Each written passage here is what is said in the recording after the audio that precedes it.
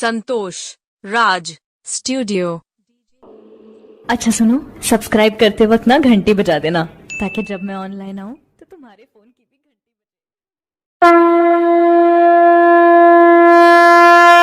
बोला बोला पहाड़ा वाली मैया की। संतोष राज स्टूडियो।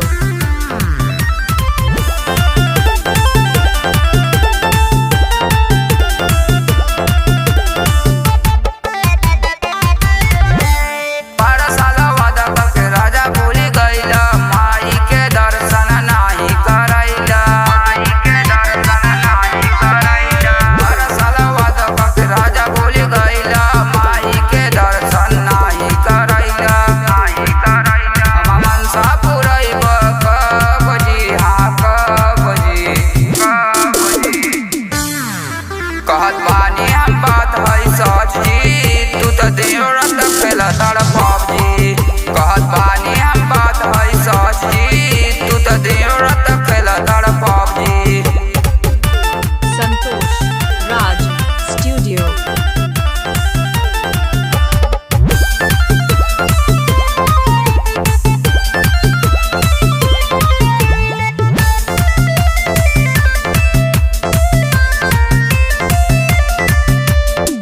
आग लगे राजा तोहरा पबजी के खेल में, जवन बनवले चले जाई हो जेल में।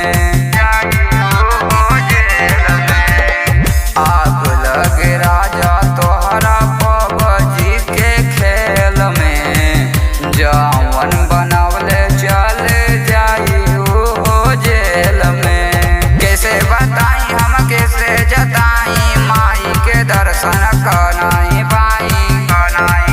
अभी तोरा है कवन लत जी, हालत जी।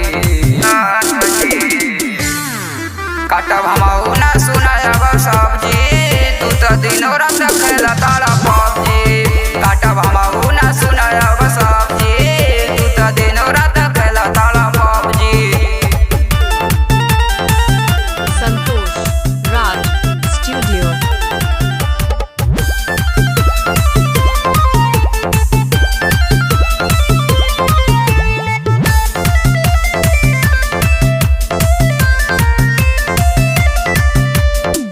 साल भपे आवेली सुना ना दुर्गा माई, हम लोग के मेला दीही राजा जी घुमाई।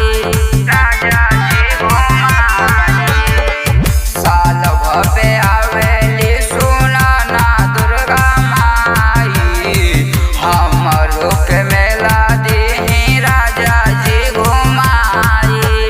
सोचिले हम जब जाला हो सन की, माता हमार सुन जाला होटन की। अनिल देवरा से कहब जी, हाँ जी। संतोष राज स्टूडियो। प्रदीप तोहरा है बात जाई लग जी, तू तो दिनो रात खेला तारा पबजी। प्रदीप तोहरा है बात